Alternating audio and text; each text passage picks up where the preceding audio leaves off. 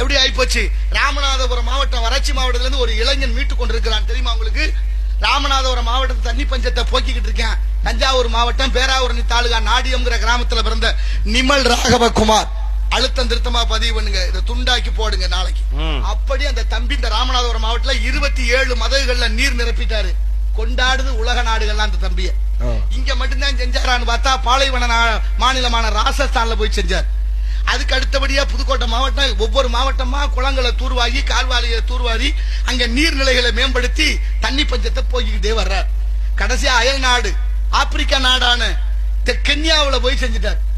அங்கேயும் பஞ்சம். அவர் அங்க போய் நீர் மேலாண்மை நிறுவிட்டு ஒரு வலைதளத்துல ஒரு பதிவு போடுறாரு, ஆப்பிரிக்காவும் ஆப்ப நாடுன்னு. ஆப்ப நாடு எங்க இருக்கு?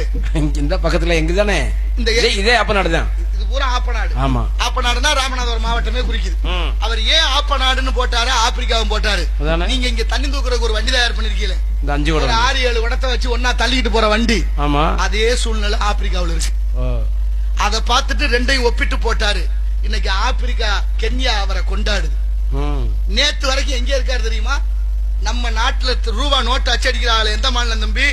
தமிழ்நாட்டு இந்தியாவுடைய ரூபா நோட்டு அடிக்கிற மாநிலம் எது?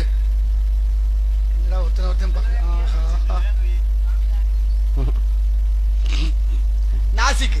மகாராஷ்டிரா மாநிலம் நாசிக்ல இருக்காரு அந்த தம்பி ஒரு வாரமா. அங்க தண்ணி பஞ்சம் தலைவிரிச்சு ஆடுது. அங்க நீர் மேலாண்மையை கையில் எடுத்து அதை பண்ணிக்கிட்டு இருக்காரு. இங்க எதுக்காக நான் இதை சொல்ல வந்தேன் தெரியுமா? கமுதி இருக்குல்ல, உங்க கமுதி. கமுதியில அங்க இருந்து போகக்கூடிய ஒரு கால்வாயை ஒரு 6-7 கிராமத்துக்கு போக வேண்டிய கிராமத்து கால்வாயை தூர்வார அவர் முற்படுறாரு.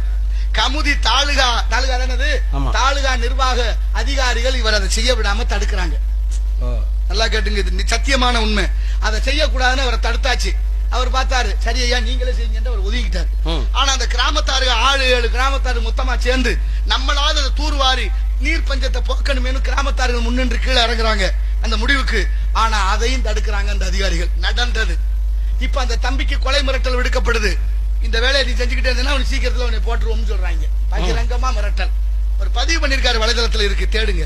ஒரு சின்ன பிள்ளை எங்கேயோ பிறந்தவன் இந்த உலகத்தோட பஞ்சத்தை போக்குறேன், தண்ணி பஞ்சத்தை. ஆனா இங்க என்ன நடக்குது? காசிக்கு விக்கிறவன் அவனை கொண்டு விட பாக்குறேன். எங்க போய் சொல்ல?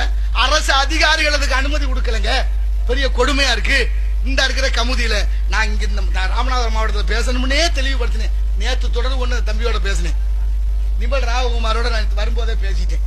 அப்படி நல்ல விஷயத்தை இந்த நாடு நல்லா இருக்கணும், இந்த தண்ணி இல்லாம வாழ முடியாதுங்கிற செய்கிற ஆட்கள் எல்லாம் விட்டுட்டு இங்க என்னென்னமோ எப்படி எப்படியோ நடந்துகிட்டு இருக்கு. தயவு செய்து சிந்திப்போம், செயல்படுவோம். நாளைய தலைமுறைக்கு இந்த நீர் ரொம்ப முக்கியம். இந்த ஊரணியில அடுத்த வருஷமா தண்ணி